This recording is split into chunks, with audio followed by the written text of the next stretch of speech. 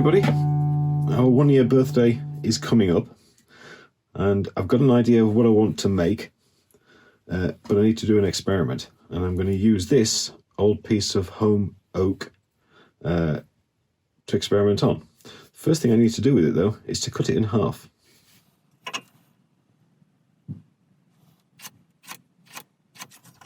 Okay, first pass successful. I've now cut it in half.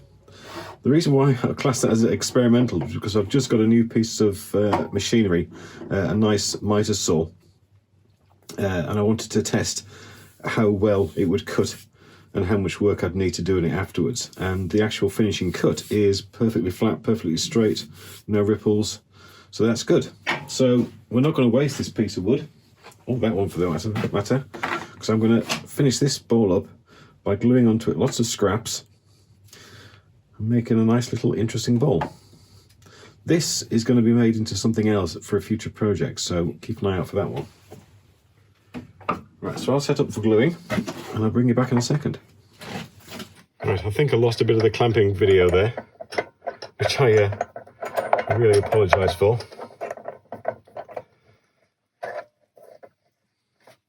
I put a piece of wood across the top so I can clamp evenly so the sides get squeezed as well, as opposed to just having one clamp on that semicircle. Right, we'll let that dry and then we'll see if we've succeeded. Right, the glue's had over 24 hours to set, so we can start to take it out of here and get it on the lathe. Okay, next step is to cut off the excess so we can get it onto the lathe.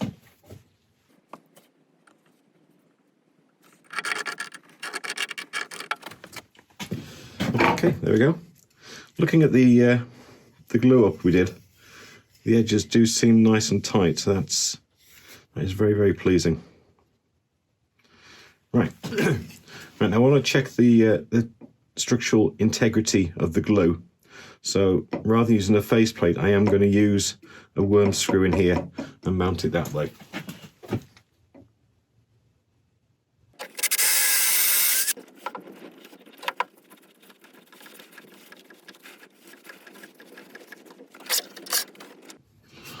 Okay, we're all set up. I'll go and put a fresh grind on my ball gouge and we'll get turning.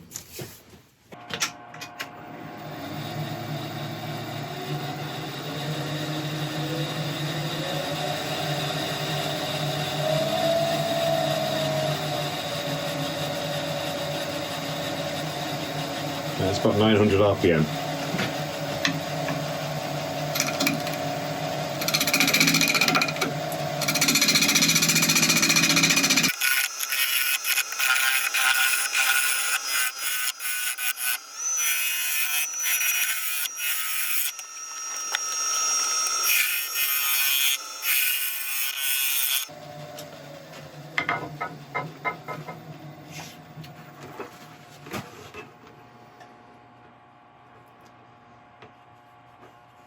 Okay, all the joints are really nice and tight, which is very, very pleasing. This home oak really has a fantastic pattern through it. Right, I'm going to try and create a slightly raised foot on this with an internal recess. So we'll start creating the shape for that now.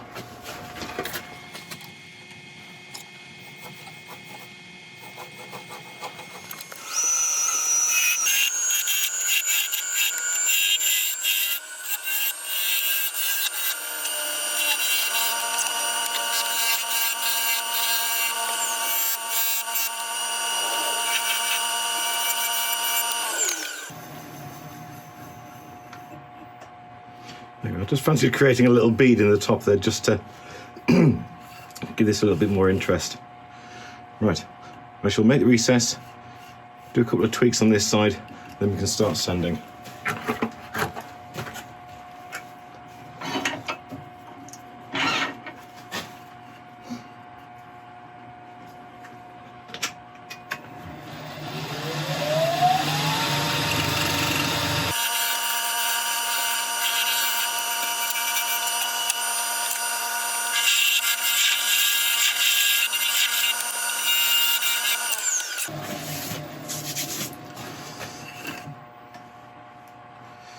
Right, beautiful. Right, I'll start sanding. As ever, I'll let you watch the start, and then I'll bring you back when it's done.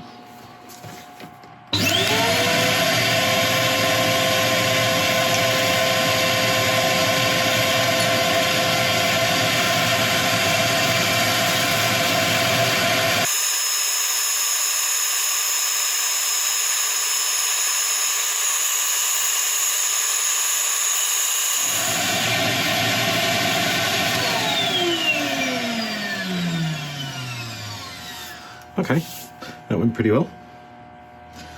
Still all the gaps on the joints, well, there's no gaps on the joints, all the joints look absolutely solid as a rock, which is fantastic news.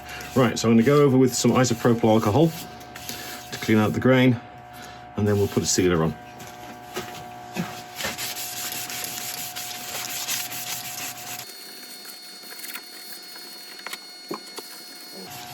It may seem a little strange, me filming like a practice session, but I don't get an awful lot of time to shoot videos, and the whole point of this channel really is to experiment and practice together to see what works and what doesn't work, so we can all learn. So I thought I'd bring you along for the journey, no matter what happens. And so far it's been quite boring, everything's gone well apart from me not doing some very good filming. Right, we'll let that dry, and we'll put the sealer on. Okay, that's had time to dry. So I'm going to put a cellulose sealer on it. I'm using this because we can buff it dry and move on to a finish fairly quickly. Once I have buffed it though, I am going to use an abrasive paste.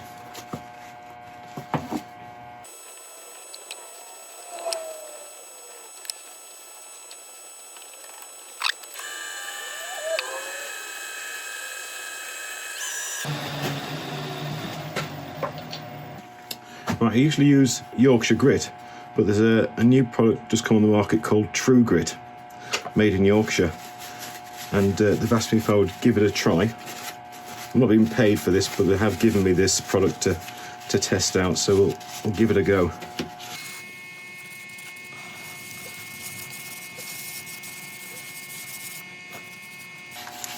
It's quite a firm paste, but that could also be because it's really quite cold in here. As I said in the last video, the forecast isn't brilliant, and the temperatures are plummeting again. I can't wait for summer. Okay, right, we'll buff this in, see how it works. Start off at a slow speed and then increase it.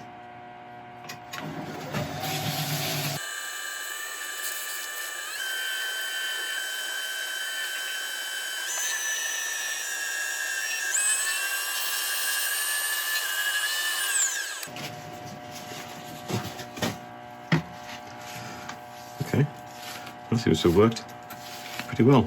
I'll remove the excess with isopropyl and then just take a quick better look at it to see how it's performed.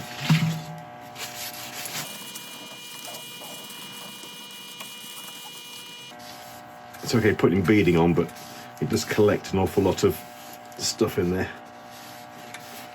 Just use my nail to get the residue out.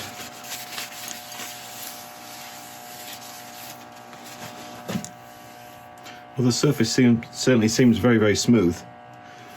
Before you put a final polish on, you really want to try and make the surface as smooth as you can, because unless that's smooth, then you're not going to get a nice high shine on it. So, right, we're going to go on with a Yorkshire sheen. Sorry, Hampshire sheen. Jeez. Right, we'll go on with the Hampshire sheen and give this a final polish. When the weather does improve and it gets a bit warmer, I'm going to be making a few videos on how to make your own polishes and waxes and shellac mixers.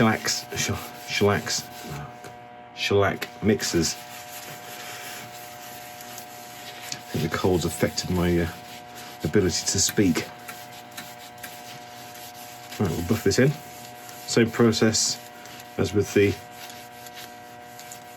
abrasive paste. Start off slowly and then increase the speed. We are going to have to make sure that we do take all the wax out of these gaps afterwards.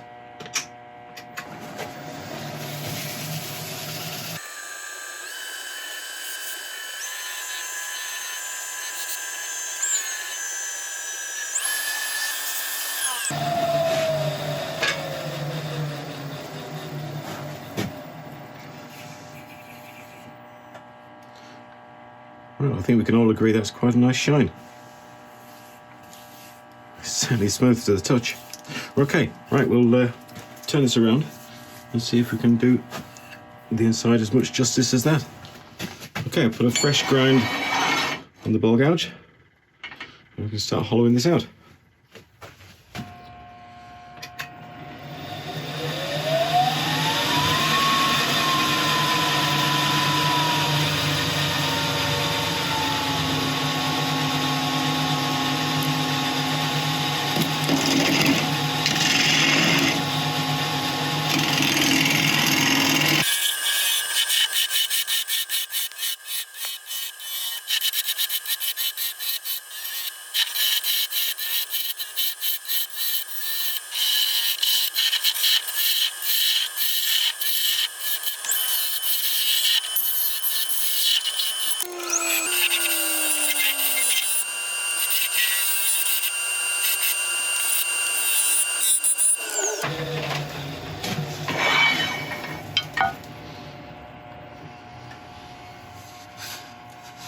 That's that. Beautiful. Right. We'll sand this for a little bit and we'll put the finishes on. I'll let you watch the start, then I'll bring you back at the end when we're done.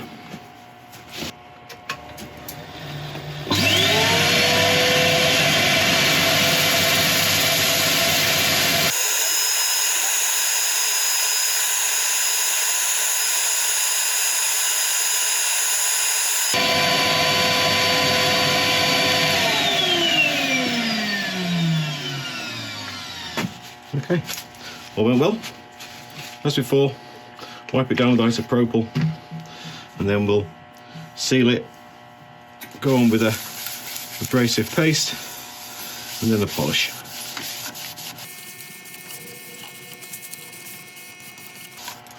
Let that evaporate.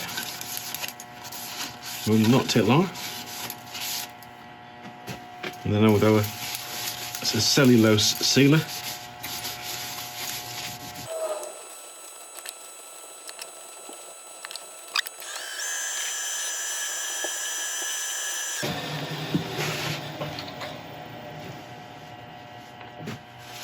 And then on with our true grit finish.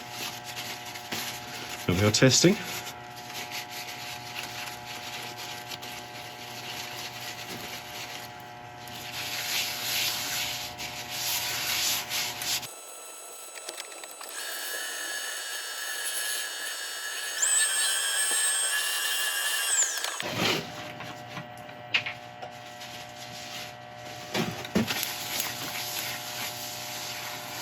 Again, just cleaning off with isopropyl.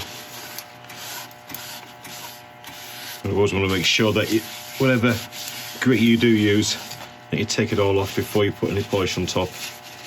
You don't want it staying on there and spoiling the finish. Once it's done its job.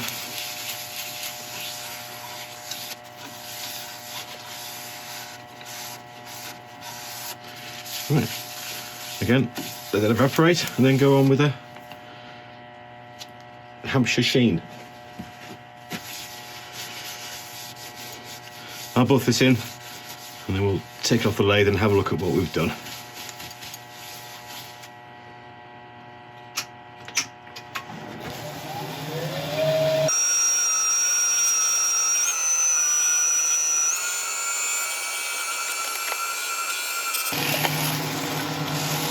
Okay, let's take a look.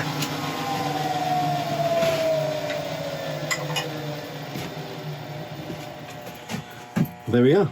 What started out as a test piece has turned into a very nice little bowl. This is holm oak, H-O-L-M. It's also known as holly oak, and that's an evergreen tree which grows in the Mediterranean area. Once we cut it in half, we married it up with sapele and beech strips and it gives it quite an interesting look. As I say, this was initially a test piece because our birthday of the channel, our first birthday, is coming up on the 16th of this month, and I wanted to try out a few things for an idea I've got for the giveaway bowl. To win the giveaway bowl, all you have to do is subscribe to the channel and comment on at least one video which we've made between now and the previous giveaway we did. So apart from that, it's all gone pretty well. We used the True Grip Finishers abrasive paste, which worked very, very well. It's given us a beautiful shine, so it's certainly on the par with the Yorkshire grit I was using before, so I'm pleased with that.